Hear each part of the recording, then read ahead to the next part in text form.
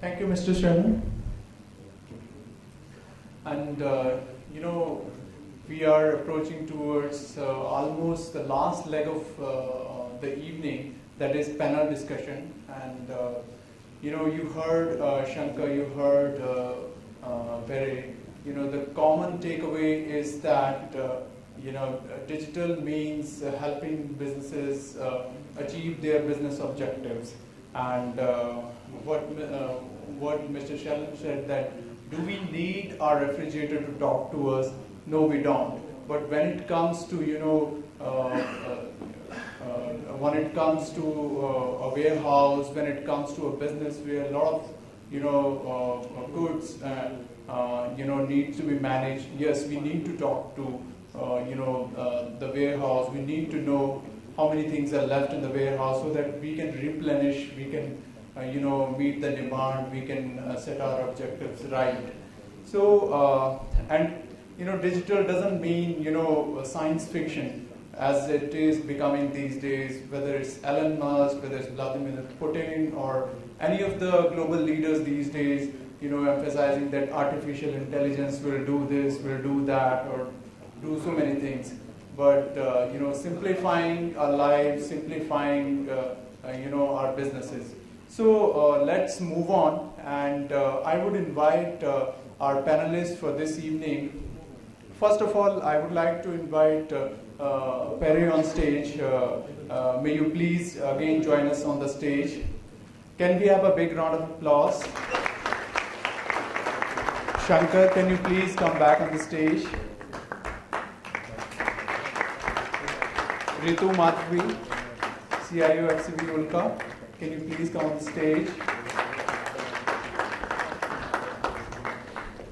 Richard D'Souza, can you please come on the stage? And Ed, no problem.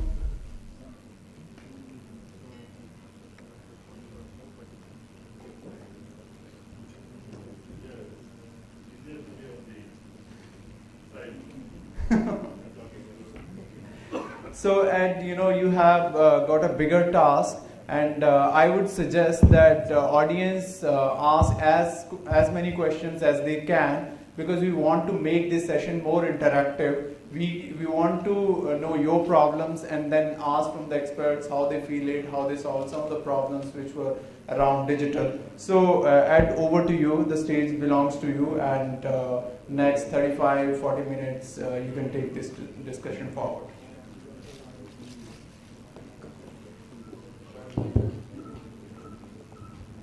Thanks, Omkar, and thanks all the panelists for joining us this evening. So, once again, digital transformation. The reason I'm saying once again is that possibly this word has been really used to death in the technology circles, both in the industry as well as the user circles.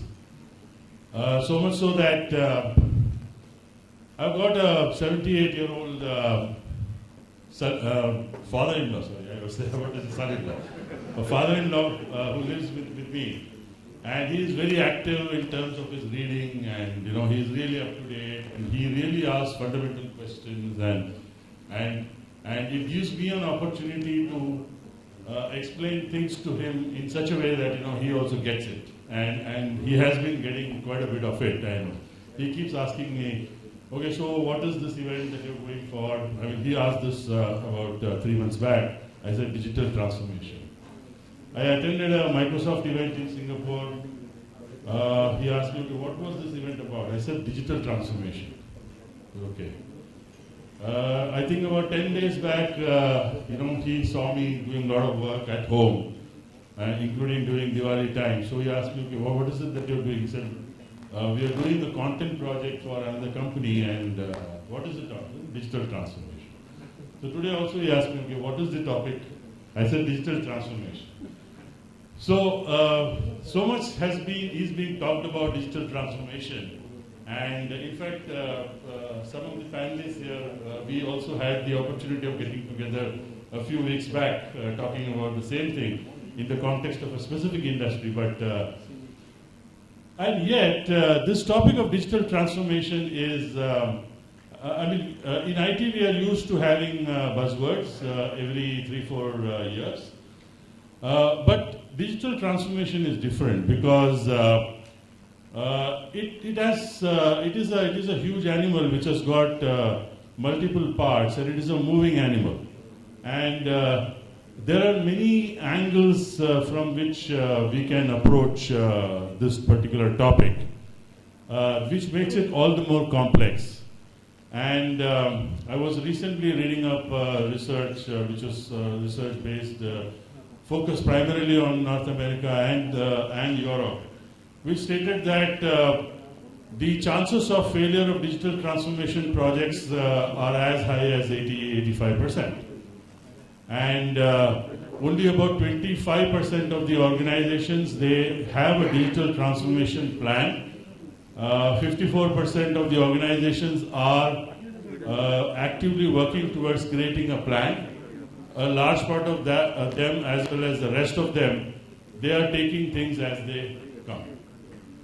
And especially in the last 3-4 years, we have seen that the combined onslaught of various forces of technology has really redefined everything that we do in IT, including the way in which we buy IT.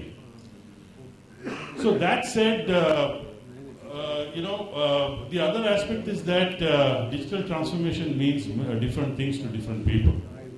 For some organizations, it could just mean at one end of the organization's business or business process, converting everything that they do physically into as much as possible into a digital format. So converting paper into paperless, that is one example.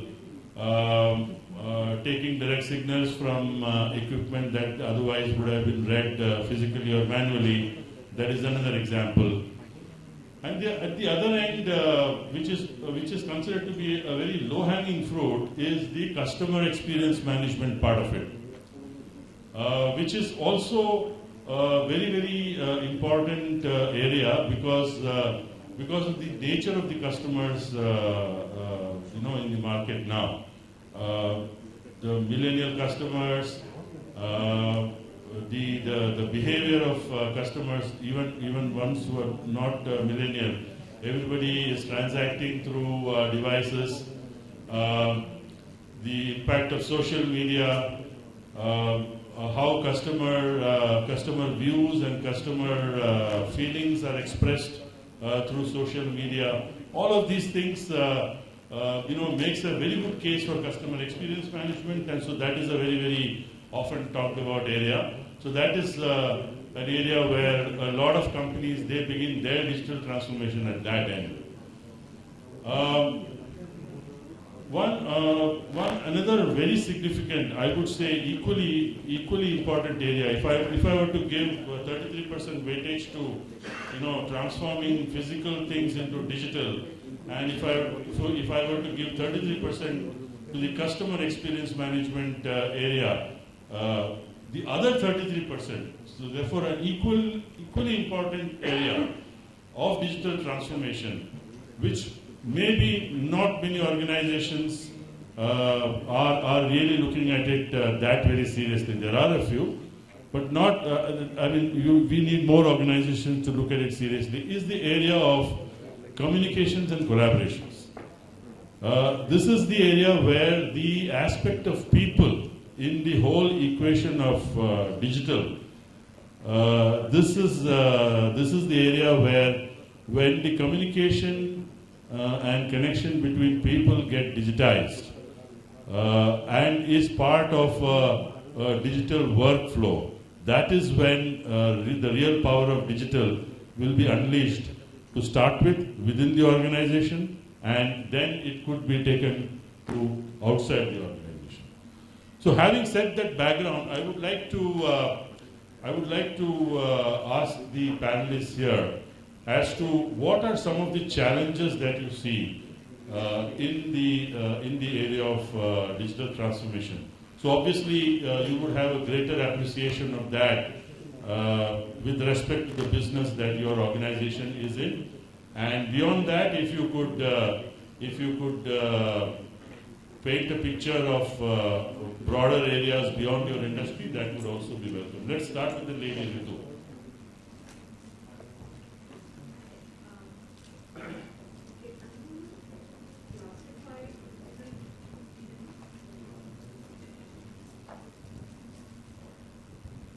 Hi, can you hear me? Okay, I'm saying I'm going to classify it into various segments. Okay, one segment is, like you said, the basic automation, automating the workflows, automating the day-to-day activities. That is one part. Second part, from where I come from, I would like to classify is area where it is, I would say, the support functions or the day-to-day activities which I can do, finance, HR, IT. That's easy. These are the three, two. And third is, again, when I come to the normal functioning of the entire organization, I think because at an advertising agency we have very young, our average age in an organization would be early 30s. So because we have a young crowd, they're very open to using technology and all. So I might actually have a different challenge of controlling what all can they do. Because I know Shankar said, it has to be level-based and all.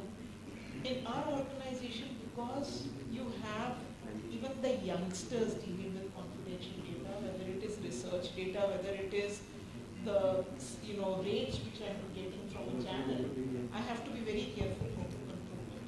So the challenge here is to have a security of it. So all these things to some extent can still be done. IT can put down, these are the things, I'm going to control this, MFA, two-factor authentication, that kind of stuff. The challenge actually becomes in the other aspect is, like, we have a platform. We've developed an entire platform for collaboration where we said that every piece of document which is done by any individual will get in a centralized repository which has a lot of 110 search parameters. You can do whatever and find it. And the reason is very simple. The control factor is because of attrition. How do you control it when youngsters leave? You need to make sure that the data is clear. The challenge to me is automation, the workflow automation, very easy. All you need to do is get the various business heads in line. And that, frankly, is what I do. That's, if you ask me what I do in an organization, that's all I do. I just make sure that I have the various functions aligned to what we have to do. The actual work is done by the team. I keep saying, I don't do anything, it's the team who does the work, but I make sure that the right people are aligned and they have to make sure that, so automation, you don't have an option, you can't go and claim any reimbursement unless it's through the system. So all those are easy parts.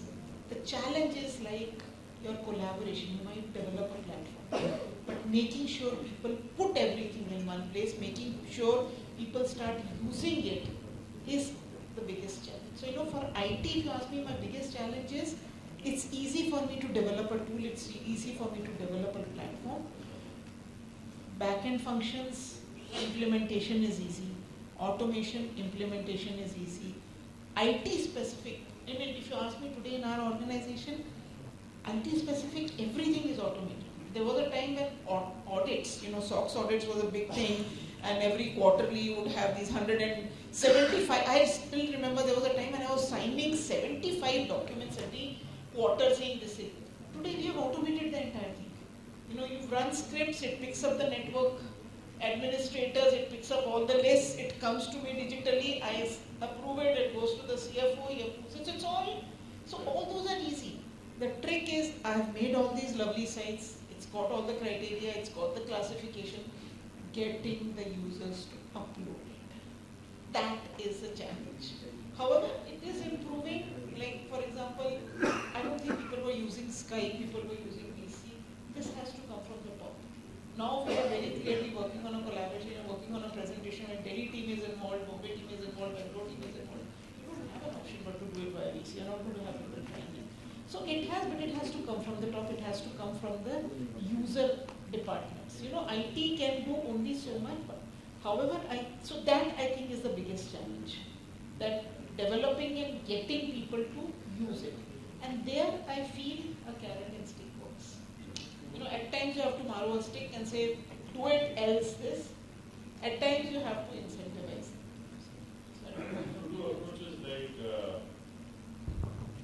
Do approaches like gamification and giving it the look and feel of say a hangout or something like that. Does it work with this generation? I'm not sure. See, anyways, this is a big thing over here. Like if it's an advertising agency, so the look and feel has to be young. The moment it is a little mundane, grays and blues, they're like, they want everything to be funky. They want everything that, you look at my internet, it's all red, green, all possible fluorescent colors. And the way to do it is you give it to the creative. You tell them, ye hai, please come back to me with the face which you are comfortable with. So that all, I don't think that is. What works, I think, is a competition. You actually do it in a way that, okay, we got this thing, we implemented it. Maybe the team which is actually using it the maximum gets a dinner voucher. You send them out for a dinner every quarter. You have these competitions within the teams. You have to have some amount of carrot happening. You can't always have a stick going, do this else you will not get this. So certain things like timesheets. We say timesheets. I think that's the biggest thing to implement. People just don't fill, or if they have to fill, they'll sit at the end of the day and they'll, no way for you and I need to say how much of it is accurate. I actually had one of the business users ring me up, the other day. I want to have a system where we are able to control what a person is doing. And I said, how the hell are you going to do that? No, once he comes in, I want to know how much time has he spent on what. I said, how are you going to do that? So once he logs in, I said, fine, I'm going to log in and I'm going to browse the net all day. You're not going to be able to control it unless you're going to actually record everything he does and somebody manually goes and do it. So you can't. You know what I'm trying to say? We might say digital transformation, we might say on certain factors there is trust. I do feel that with all our transformations and everything, the human element of the way we work in an organization is a very, very important. And that's what I'm saying, that at the end of it you have to cater to the people. You have to remember that you have to trust the team. Your team has to believe in what you're doing for it to be able to be worked. So Shankar, in your organization or your business, what is left to be digital? Because a large part of your core business is digital. A large part of the way customers interact with you is digital. So what is, if you are doing a digital transformation within the organization, what would it entail? We are very lucky, like Ritu said, at least she had no compliance issues. But with BSE or the exchange side, we have to be compliant with the laws. And one of the things that happened, that SEBI said, everything will be dematerialized. So we were into digital bandwagon long back. We have no issues on the market side or the customer side. Customers have accepted because even the PAN card compliance was not brought about in a day. They first did it only for people who want to dematerialize. They gave options. So luckily for us, the regulator SEBI was very good. It realized people don't like change overnight. They gave enough time for people to come up. And today almost everyone is happy with the way dematerialization happened. The directors, promoters shares have been dematerialized, etc., etc. That is where I disagree with Ritu or many of the IT people. Why do we require to control our employees?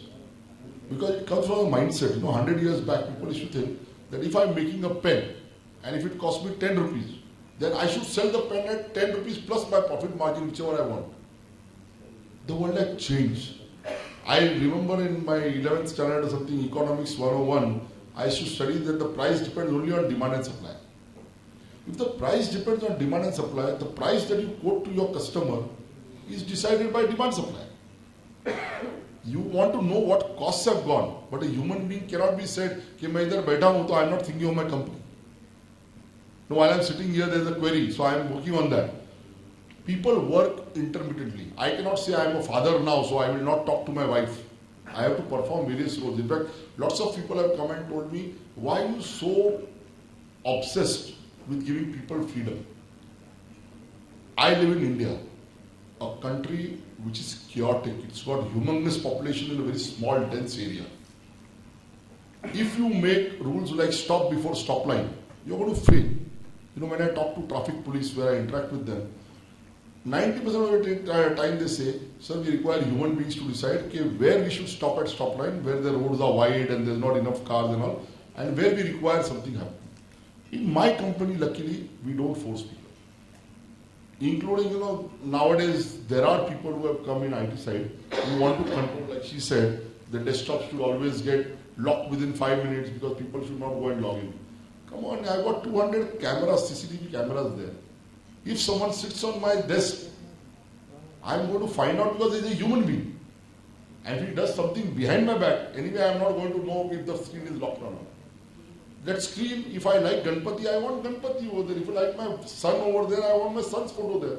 But you say, no, I'll give the same screensaver and wallpaper to everyone. It's going to be difficult. People require to use various things for various purposes. We should give them choice. The one thing is what you should monitor, what you should not. Whether you should do sample. I'll give an example. In 1993, there was a bomb blast. We had a security thing where everything that goes and every person that goes was being checked. Do you think it is possible humanly to check 10,000 people entering your organization every day and another 5,000 visitors? I think it's almost impossible. You have to work out solutions. I think digital solutions are available. As I was telling her, what happens if the thing fails? Suppose you lose your mobile. There will be 2 hours gap when your SIM card is not available, your phone is not available. You have to have something in between. What is the risk mitigation? Which is what I think BSc really excels in. Today, I can assure you, if something goes wrong in my company, whether it's electrical power, whether it's air conditioning, which are physical things, you know. You can't just send a code again saying, okay sir, you lost your Windows copy, I will send you another copy of a CD or through the net. We can't do that. That is one. The second is the data that I use. If I'm doing microseconds and nanoseconds, my data has to be replicated. I've got live replication, I've got live and past time replication. Unlike banking, my data is real-time critical data. And it involves crores of rupees, not simple 100 of, the risk is very high. And all these things require me to be digitally savvy. At the same time, the law says that you require physical. You have to marry them. In fact, I don't see far-fetched a day where you cannot lose a SIM card or a phone because it will be embedded in your body. I believe that if a government like what is continuously going, what we have today continues for some time, we will have every child in the hospital born will have a SIM card inserted in his tooth or something, and you don't require a mobile phone. And they might insert more than one because you want one for personal, one for your girlfriend, one for your wife, etc., etc. So Richard, you are again in a very different kind of a business where you provide business services to a large amount of companies of your group. So what is the notion of digital transformation in your business? Yeah, What is the stake? What is at stake if you don't do that? I'm very pro-digitization, okay. I would like to say we are at an era where we are transforming or automating everything we consider to be work. I would like to share a few of the exciting things. One of the recent things what we've done is, see, everybody has analytic dashboards actually available to you. Okay, so what we have recently done is we've tried to redefine the meaning of real time to in the moment. So that means every financial transaction done in your books of accounts reflects in your financials at that very moment. Okay, but today with all the fancy tools available in the market, okay, it's very easy to build fancy looking dashboards. But how many people of your end users can actually interpret and decipher what the dashboard means? So we have built, using algorithms, we have built business specific algorithms which interpret the dashboard and give the user a to-do list. That means telling him based on this analytics, this is what you're supposed to do. Okay? Coming back to your main question actually, so we've driven automation to every stage. Like coming back to the point is that today we would like to automate everything we would normally consider to be work. The biggest difficult or the most difficult part actually while driving digital transformation in the organization is change management. People do not like to change. People are very comfortable doing things they have been doing over the years. And to help that drive that transformation, we try to build screens which are very proactive. We try to drive simplicity and usability across the organization. But yes, you can't change everybody overnight. India is a very diverse country. There are different types of people.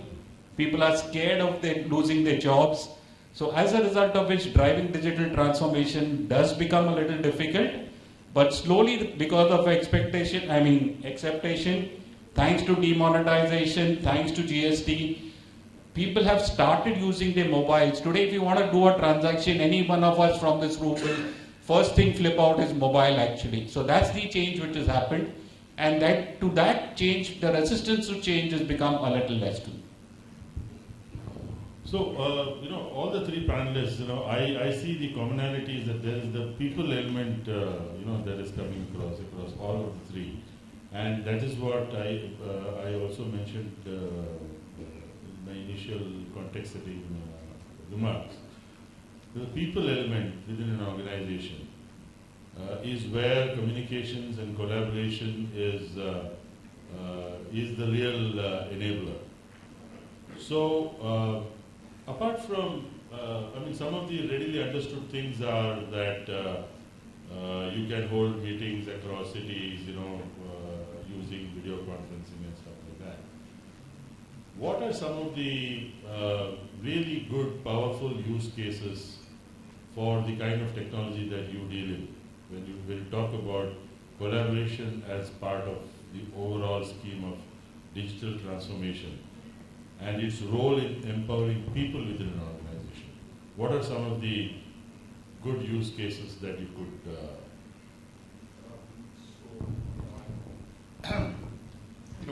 we say, that's a broad question. We serve virtually every industry, government, public safety, financial industry, healthcare, hospitality, etc., etc. But one that is that I have shared the video is really one that is because all of us are traveling and I think the modernization of the hospitality business is really critical, and we have seen a lot of interest in this segment with really a digital transformation of the future hotel of the future, where actually the user experience doesn't just start when you check in, but a lot earlier. correct? And doesn't end when you check out, but continues a lot later. So the short video I show is, I hope was simple enough to make it compelling. The user experience is everything. So I think for businesses, customer experience is really what will make it worthwhile and successful. And customer can be internal customers. We talk about the people, users, but the customer of the business itself. And I think the power of the technology is really to build a superior customer experience. So hospitality is an example because this one is pretty easy to understand. You can start interacting with the hotel when you land virtually. As soon as you can turn on your mobile, then you get a prompt and the vehicle number that's going to pick you up, or the name of the driver, location, and you can start making your dinner reservation while you are on the taxi, and then you don't even need to check in because you have your virtual room key in the mobile, and actually you just get the mobile close to the door lock and transfer all your calls to the desktop, so this is, by the way, this is not science fiction. This is not next year or next release. This is happening now. So I think, again, the short answer to your question would be, we see the value in the customer experience. So as a company, Mitel has been in this field for long. So what has changed, or what are the new capabilities that you have got after the coming in of cloud? And you said that you embrace cloud in every manner. So what is it what are the added value propositions with the coming in of cloud? It might have happened 2-3 years back, but what is the added value proposition? So really, I think that like in many other industries or markets, I would say in our industry, the value is increasingly going to be in the application. It's not the platform. PBX or call control is probably today as good as it will ever get. Right. Our call control is as good as any, maybe better. I think pretty much at the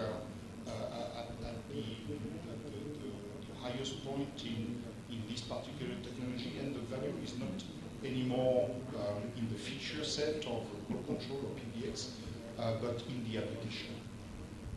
And I think this is really where we see the value, and that's why we put in a lot of engineering effort in building a seamless architecture that will enable our customers, whether they are on premises or in the cloud, really to be able to access cloud-based application in a seamless way, and irrespective of the platform. Whatever the call control platform they have, whichever phone set they have, we're developing the technology that is going to make it possible for them and seamless to access many applications that a few years until recently would be totally uneconomical and unpractical to develop for different platforms. Today there are how many different PBX brand or technology around the world. If you would like to develop an application that runs on everybody's platform, that won't work. We need to develop the same application 200 times because there are 200 different call control technology deployed in the world. But now the technology that we're developing enables us to develop an application once and make it run from the cloud on any call control the customers make. So value is increasingly going to be in the application. Application we will develop ourselves, but also we're enabling a whole ecosystem of application developers through APIs to develop applications that our install base of customers will be able to use on whatever the platform. Okay, Shankar, what are the possibilities with this kind of a technology in your business? I mean, assuming that if I take, say, foreign institutional investors as one of your customers or an important customer set, what is it that digital technology can provide for your customers to better interact with BSC and thereby have a different or better experience in that interaction? Ed, you actually asked me a paradoxical question. You are saying customers should feel better, and how do you make them feel better by digital? I think that's a paradox. Okay. Because as long as everything goes all right, the customer doesn't want you to disturb him. He doesn't want to disturb you. The moment there's a problem, then what to do is the biggest issue. Like for instance, when I go to a hotel, hospitality industry, I really feel warm and welcome when I see a familiar face saying, "Hi sir, how are you? Last time you had a headache." Not because there is a CRM system which says, "Oh, last time Shankar had a headache and we gave him this tablet." I don't care. I have stopped looking at those persons in hotels. No, but that is what all these digital technologies are trying to It is all becoming artificial. Yes. In fact, I have been That's what's called artificial intelligence. I have been to a school for a function where they told me, why don't you spend more time with the children? And how they wanted me to spend, they wanted my son or daughter to sit with me and do a WhatsApp with me, so we spend more time and more conversation. They've lost touch with the world today. Bosses don't want to talk to you in person because it's very dangerous, Your expressions can show your emotions. You have lots of other things to do. So they will send you an email. They will send you a WhatsApp. This is killing. I am again saying human beings took millions of years to evolve to the stage that they are. Your computers will evolve much, much faster. What you see in Die Hard, Matrix, whatever movies you see, those things will really occur. Computers are learning faster than human beings. They know human beings are weak. We are going to face big problem. And the control mindset of people who are in IT is the biggest killer. See, the CEOs, the marketing guys, the operations guys know all things. They knew how to handle unions. They know that this machine has this problem, so they can take care of it. Digital doesn't understand. In fact, it's so easy. I remember, I don't know how many of you know Easter eggs. Do you ever think of Easter eggs? I remember when I passed out of IIT, I used to call some of my friends because we moved from EC1030, which was a Russian punch card computer, where I used to put in batches, and I moved to the world's only second supercomputer Cray, which I worked on. And I just asked them, we are working on Microsoft Windows OS, that time it was not called Windows at all. So what do you do and how do you do? And they gave me so many Easter eggs, okay, for next 5-10 years, I should just tell my people for fun, you want to do something like this on someone's machine, you can do this. I was working for some time in the nuclear reactor control division of BRC, and I used to disassemble some software and all. It's very easy. You don't know what happens on your phone without you knowing. I can tell you, give me some phones of yours, I've got some friends, and I don't do it myself, so I can vouch for my honesty part. Just give your phone to them, they'll find out everything that you don't want them to do. Digital technology, when you use for companies, they should only look at what they do. I'll give you an example. We have a website. In fact, I don't know how many of you know. We get 100 million page views a month, 10 million users. Some of them call me and complain because I look after marketing, they'll complain. Oh, I am seeing some advertisements which are not particularly decent. And I ask them, what happened? What are you seeing and why are you seeing? Now I don't even ask. I've got a digital reply which I give because it's a really painful thing to talk to a person or discuss anything. Some of them do go to sites which you are not supposed to see, or it's not considered good enough by the government or human beings otherwise. They are not civil sites. So if you go to a site which shows some things differently, there's an AdSense, it senses what sites you visited. Is this what you want customer service? Google thinks so. In fact, I've been getting so many problems, I give my phone, he says, okay, I want to call my mother. And I give him a phone. It's a normal human decency, you call, give your mother. And this specifically happened to the Pakistan diplomat. I was having dinner with him. He said, I can't contact Pakistan. So I gave my phone. The next day I get a call from the police, your phone called Pakistan and what are you doing there and this is the person and you talk this and that. I don't know what we are doing in the digital world. In the earlier days we'll have those round numbers and someone will know you talk by them. They'll say, okay, once you have done. But we are going to data mining. We are trying to find out. The people should have a choice what people should do. So in our company, one of the things that we do is choice. I'll give you an example. Everyone would have gone through. Jio has come out with a very small, cheaper data plans and unlimited calls and all. And I'm taking a name because we are all involved with brands. Suddenly all brands started doing this. So someone in my company decided we should force people to take the lowest. It is not really good. I waited for people to test it themselves and I gave them an option. I said, you can choose any provider. We will reimburse you this much. More than that, you pay yourself or I'll give you in CTC. Almost all people were happy. So I am only saying, don't transfer the risk to the person concerned. Like I'm telling you, I am very happy to fill the income tax return. But if you tell me if you fill a wrong return, you will penalize. I don't want. I'll give you a physical paper, you upload it and do whatever you want. In ERP today, in GST returns, if I have to file and if my clerk makes a mistake, I'm not doing bad. She was talking about workflow. You know, I sign as a director, I sign so many things electronically. I hate it, and not because of my age. Let me tell you, I play lots of games on my mobile and I'm very tech savvy. But I don't want to sign something electronically because I don't know what I'm signing.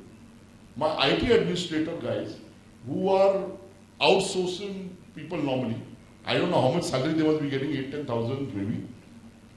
They have access to all my passwords. Of course, you can always check who has done what. But a CCTV camera cannot stop a murder. It can catch a murderer after it happens. So I believe we have to go to the digital side where we help people. We get people to understand. If you give them a choice, I am telling you, digital transformation will be much, much faster than if you force. As he rightly said, change management is the big thing. Don't force. Don't be in a hurry. Automatically people will go to a better version and they will move to it. In fact, it's like Russian roulette. You give them 3 choices and whatever choice you want to give them best, marketers know it very well. Let that be digital and people will go. I am very clear, I am a pro-choice person and my company works extremely well because of that. And I think that's the future of IoT itself. I don't want my fridge to tell whether my milk is over or not. So they should give me a choice. Those guys who want, let them do it. There are guys who are happy that you go to a place and they recognize you. There are guys who are not happy when they recognize you because it will be a problem because everyone has a secret life. I like to smoke, I don't tell my dad. My son likes to drink, he don't want to tell me. He may say I drink, but he doesn't want to tell me every time he drinks. My wife wants to go shopping. I don't want to know what she shopped for. Neither would she, I want her to know what I have done. So you have to respect that, and that's what I will end at here. But this is controversial topic. Let us actually start this. But it's a very topical thing. We are, as a nation, we are discussing. Privacy and stuff like linking Aadhaar to the telecom provider and to the bank, and the importance of privacy. So these are useful points. I would like to have questions from the delegates and the audience here.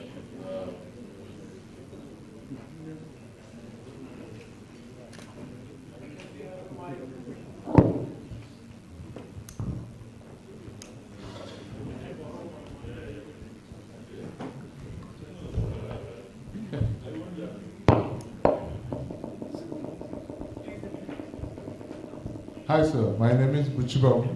I'm the advisor IT to Bank of India. Mostly 27 years in IT only. So, and whenever I do some digitization, I used to question whether I want it or the customer wants it.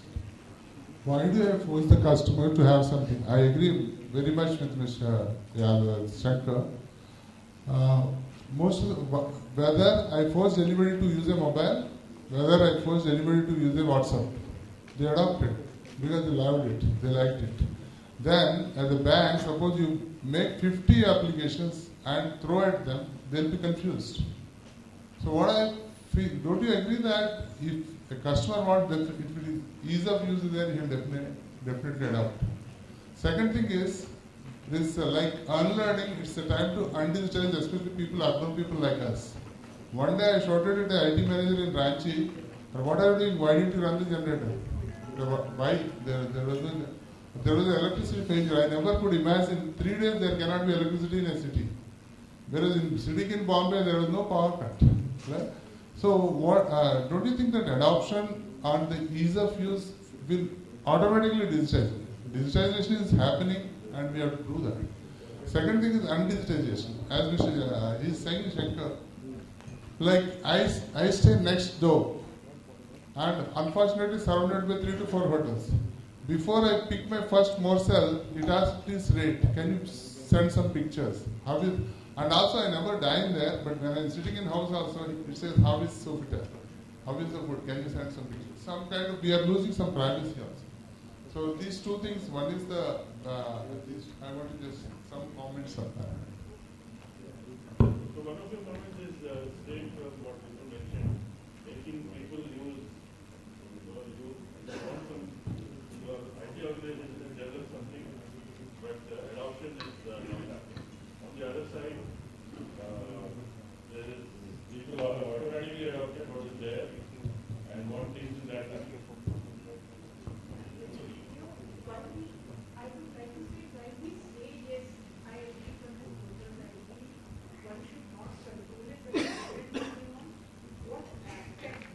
Looking into. You understand what I'm saying? I mean, fine, I would not want someone to know where I am. Like, I know a lot of my friends, and I mean, there was this joke that, listen, you guys can actually travel without checking on Facebook that I am at this airport. There are people who, have to check in first on Facebook, I am here, this is what it is. I know of friends who go for eating out, and I think even before they taste the food, they have to click the picture and say, this is what I'm eating. So in my mind, that is one area where the personal intersects with the digital. When I am talking of control, I am talking of it in the other side. I am talking of control of data. We are an advertising agency, and while everyone looks at advertising agency as a glamour, it's a very glamorous thing, somebody's gone and done this lovely ad, dancing ho raha hai, nice lyrics have come. What nobody knows is the amount of science which goes behind making an ad, the amount of research which goes behind making an ad. We are privy to data of our clients where the product is not even launched in the market. So we have specs of data, we have specs of products. A new car is coming, the specs are not available in the market. The client has shared that data with me. It is mandatory that we have enough controls that data doesn't go out. And trust me, it is difficult. When we say that data is not going to be available to the top CEOs, it is the bachas who are going to be playing around, doing manipulations, getting competitive data, doing analytics, cuts and slicing the data and coming to it. So it's very important that you have to have checks and balances that data doesn't go. Trust me, today a lot of confidential data is floating around with all cadres in the organization. And as an IT head today, that is one of my biggest challenge, to make sure that data. And as I keep telling, within we had discussions, I can control printer access, I can control mail, you can't do cut paste because of corporate data. I'm not talking of private. Nothing, trust me, happens till we have mobile with cameras. Nothing. And I keep saying, while as a CIO, I have to make sure I have all the checks and balances in place. It becomes at the end of it a CYA syndrome. You're covering your ass. Sorry. A person who has intention of leaking will find a way to leak. What you can do it is put all your checks and balances, make it as difficult as possible for the person, and mentor them. At the end of it, you have to mentor them, guide them, and keep your fingers crossed. I'll just add to it. See, your worry is very genuine. But a day will come, and sooner rather than later, where you don't do all these tasks through human beings. Whatever you are scared, the computers will do it for you. Wherever you require human beings, you have to have the human being on your side. Otherwise, everyone in this room is a potential mole for their own company. So, if you are saying, I will trust the CEO, I will trust the strategy head, I will trust the IT head, but if you are a junior, I will not trust you. I don't agree with it. Because those are the guys who have the data which they can use everywhere. And let me tell you, most of the data is not taken from the endpoint. It is taken while it is transferred from one place to another. I know it because I know networks are so insecure. I was part of one of the biggest networks in India. And today also we have a huge network ourselves. In fact, the exchanges, SEBI has been very good. They have said you should control most of the data. And I know what you're saying because I look after marketing. I have products like that. Board meetings occur. My thing is, as a CIO or something, while one is saying it, you have to have things in place. I mean, basic thing. I mean, client's not going to give me information. So at a bare minimum, when I sign on a client, one of the a big thing today in a contract is data confidentiality. I am signing, I am committing that this is how I'm going to keep the data. There are these Chinese walls across if I'm handling 2 clients which are in the same space, how am I going to maintain? As I said, one has to do everything. How much, how 100, is it 100%? The answer is no. Can it be 100%? The answer is no. But you have to make it as difficult as possible for it to go out. That's about the best you can do. Before we move forward to audience questions, I have a couple of questions which came from the audience itself. And the one question came from Prakash Kal, CIO, Deepak Industries. Prakash, are you there? Yeah. So can I ask the question on your behalf, or would you want to ask the question? So Prakash has asked the question, want to leverage the latest solution on digital technology, but do not know where to start, whether they have the right strategy, whether it optimizes resources and manages cost, achieves optimum ROI. That's the first question he has asked. Any of you can address this.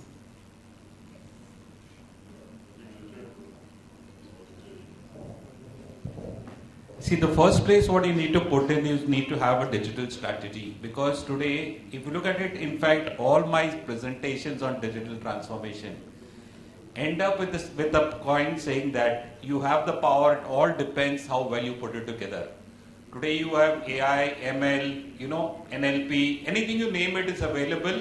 There are technologies which you can deploy and it's very easy to deploy. But at the end of it, you need to look at how well are you going to drive that solution. It's like having many ingredients, and how well are you going to cook the meal for that. If you're able to put the ingredients together and cook a perfect meal for the end person, where you are able to drive simplicity and usability, that's the best IT strategy or digitization. Just don't deploy a strategy because it is there, it's new in the market. Deploy it if it meets your requirement. Like in our organization, it said there's no return on investment. Even if you're able to ease the pain of a workman, you have got your return on investment by driving digital. And I think both of you can have a conversation. I just want to add, Prakash, I'll tell you, I advise some organizations. There's an organization which was using some Windows 98 or Windows 2000 until now. And they asked me whether they should change it or not. And they are into pest control. They are very large. The business is around 20-30 crores. Their IT help, or whatever, IT advisor had advised them, you should buy the latest and keep the server in a cloud and etc. etc. I said, why do you require? You have some 1,000 customers or 10,000 customers, you just keep the data in your server, nothing will happen to it, just take a backup weekly, you don't have everything. I really don't know your industry, but if you want, there is no reason to go into the latest technology. You don't have to buy the latest phone if you want to talk and SMS. All apps work. Remember, the digital world is digging a big grave for itself by updating every day, every second, etc. Don't update your apps every day, especially if you are creating them. And if you are using them, is it really required? Let me tell you, people will file vulnerabilities. There will be system failures. But really it doesn't affect you much as keeping updated, because every day the amount of data that is generated, if you see, 90% of the data is generated because people are scared. It's like saying you're scared someone will enter your home, so you put 10 locks instead of 1. I don't agree. And there is another question from Manish Brahmania from Tech Mahindra. Manish, are you there in the hall? Yeah, he's also. So his question is particularly to Mitel. Anurag, you may jump in if you want to address this question. In India, what is the future of cloud telephony, unified communication options for enterprise requirements? And the second question is also related. Do we see that enterprise telephony will exist no more over a period of time and would be totally taken over by mobile phones devices?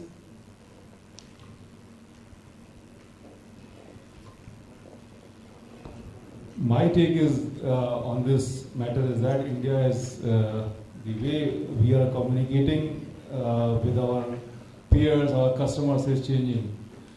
India is a country where we have a very stringent regulatory framework. We do not allow calls from one network to go to another network. Okay. It has got, you ask me, it does not make any sense. If somebody has to do it, they will do it. It is not possible to catch. Cloud telephony is something like a service. We all buy equipment, we call control as CapEx. And then we dump it, we pay the maintenance contracts every year, and without getting any value add. So that money is blocked. In 10 years, it is written off. Just imagine a situation where you buy you do not buy something as a commodity or as a capex, and you pay as per the usage. For example, the simple example, you buy a call control for 1,000 people, and at any point of time you have 600 people. So you're wasting your money. So you pay what you're using for. Need not buy, you have got Tata Sky, I have got, I don't know, 200 channels. Do I see them? But I am paying for it. So pay as per the usage.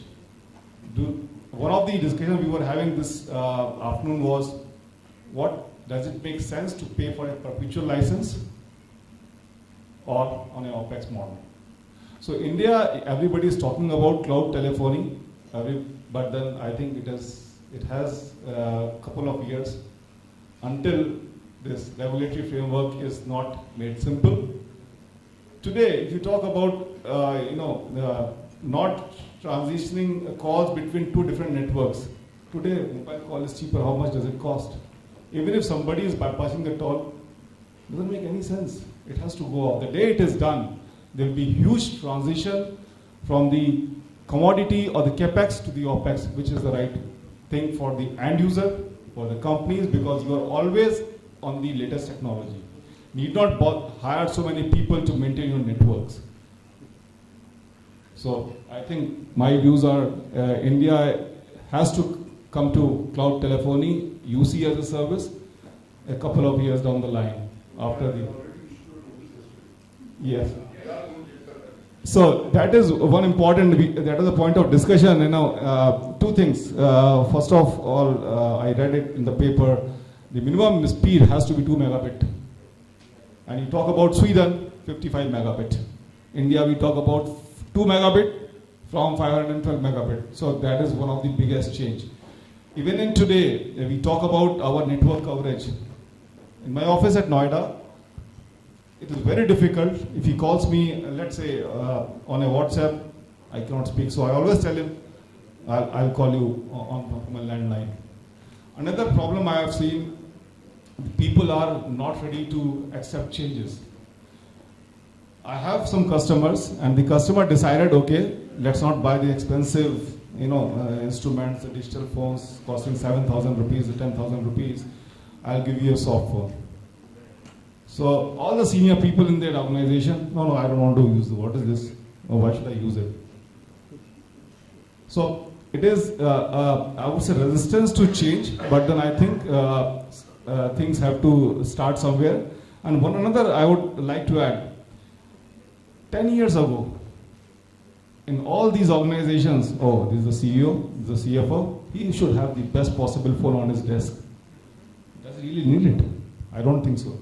Today, the person who is out in the field, booking orders, serving customers, he should be equipped with the best possible phone and gadgets and applications, because he is getting the information from outside to inside. 10 years ago, whatever I decide sitting in my office, information was being sent from inside to outside. That means you are doing what you have to do, not what the others want. So I think there are fundamental changes, and when you have the new tools and applications coming in, this will make the business, the way we do the business, more efficient and more productive. Yeah. Thanks, Anurag. So I just would like to add a couple of things. On the move to the cloud, as Shankar just mentioned, if you're running Windows 98, whatever it is, you need to upgrade to the latest. Well, maybe yes, maybe not. The answer is not necessarily yes. Similarly, on the, provided the regulatory framework makes it possible, but we strongly believe that, and all our technology is designed around making it possible for customers to move to the cloud when they are ready to move to the cloud, when it makes sense for them to move to the cloud. And we enable them also to move to the kind of cloud they need, whether it's private, it's on their own data center, whether it's public, whether it's hybrid. So there's no one, a single answer to we need to move to the cloud and when. Eventually, I think most customers will have their UC and C service on some form of cloud to some extent. It's not going to happen overnight. Not even in a market like Japan or Germany or France. You see in the cloud is just energy. There are a lot of regulatory issues associated with what we see in India, pretty much the same in other countries. And the tier 1 service providers also have particular weight in the countries. The US is really where the move to the cloud is really happening. Sorry? Yeah, sorry. The US today is really where the move to the cloud as far as UC is concerned is happening in a big way. We have yet to see the same magnitude of move to the cloud happening in Europe and Asia. It will come, but again, what we want to enable is customers to move to the cloud when it makes sense, when they are ready, and not force them to move to the cloud. So, that's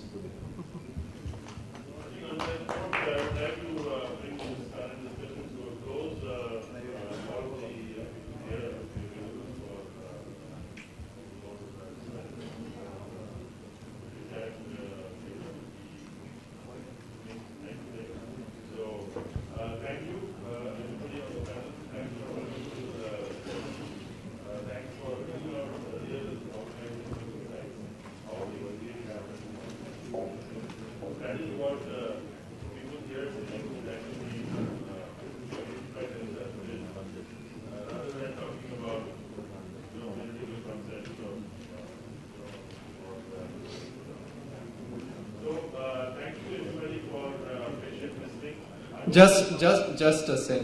So I would invite. Just a second. I just want to make a statement. Sure. Remember, they've done a study of how many companies survived how long. Earlier in the top Dow Jones 500, for instance, there could be 50 years, there would be 61 companies or they would change. Then it took only 20 companies. The change is happening fast. People become dinosaurs. You heard about Kodak. Telecom companies are not realizing now it's almost 3-4 decades that they've enjoyed. They are going to be commoditized. I was part of telecom. It is just going to be commoditized. Today, everyone was saying my cloud, their cloud, etc. The clouds will merge. There will be no countries, nothing. The whole world will be one humongous. In fact, it is said that in the next 200 to 500 years, human beings will have private thoughts and they will have all across thoughts. When she's talking about collaboration, your thoughts will intermingle. Let the companies know that they are going to die or commoditize. We'll go ahead. That's true. So may I invite Anurag and Vinod to hand over a token of appreciation to all of our guest speakers here.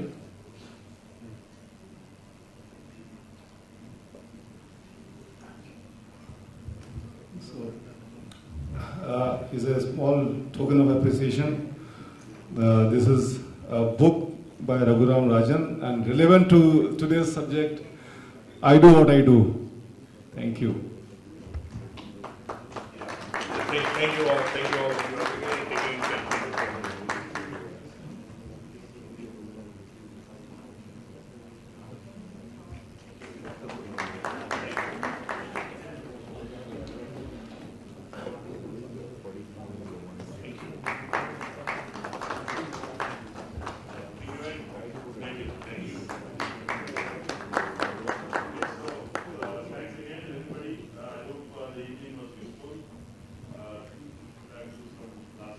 So last comments from Vinod. He will wrap up the session. And thank you so much, panelists. Thank you, Ritu. Thank you, Richard. Thank you, Shankar. And thank you, Mr. Pere. Thank you so much. Thank you.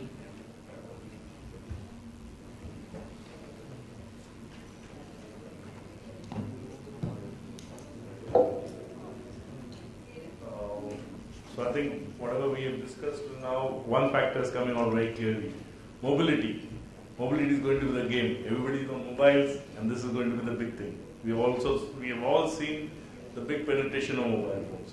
We'd like to change and get going latest.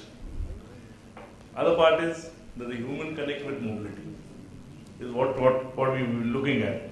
Human connect is something which will be important, and I will look at also applications where you're not forced to use it, people let them enjoy using mobile phones. Which I was feeling, and I was in a discussion with Mr. Richard as well, and he was trying to show me some applications they have used. I was thoroughly impressed. I mean, I would love to use those applications within my organization. I would like to have those applications. Fundamentally, it's because it's easy to take access information. I don't need to talk to anybody for my information. What's my PF? What's my holidays? What's my leftover? I would like to take it on the run. Whenever I am, wherever I am. I want to apply for leave.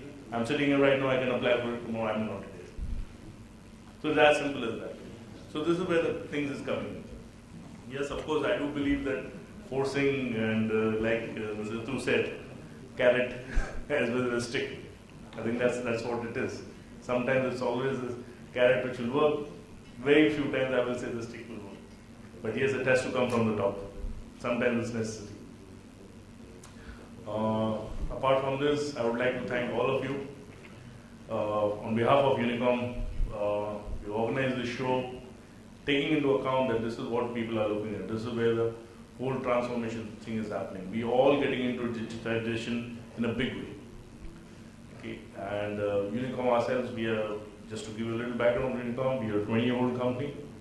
Started with telephony. Telephony is something which was in our blood. History is in our blood. Got into integration. We service about 5,000 customers plus in India, across lengths and breadths. And yes, in all the cases, we have been seeing different technologies working out very clearly. I would like to thank all of you, and I would like to thank on behalf of Mitel, on behalf of Unicom, on behalf of DataQuest, all the panelists, as well as the guests who have taken out time. Why don't you join us for dinner? And please, the bar is also open. We would like to, I think I have been asked specifically to keep it very short. Of course, it was a long thing. So please feel free to interact with our team, Unicom team and Mitel team. If you could just stand up, they're all here in this room. And surely during the next hour or two, we could all interact with each other. Our panelists also here, our team is also here, and we could all please join us for cocktails and dinner. Thank you very much. Just one announcement, please.